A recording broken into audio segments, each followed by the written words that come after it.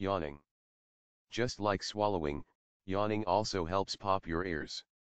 Yawning opens the eustachian tubes and allows air to flow in or out of the middle ear, thus helping equalize the air pressure on both sides of the eardrums. A large yawn is all that you need to pop your ears.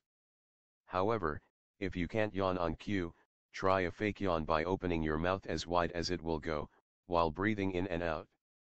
Try fake yawning every few minutes until your ears pop. A lot of people feel the urge to yawn whenever they see someone else yawn.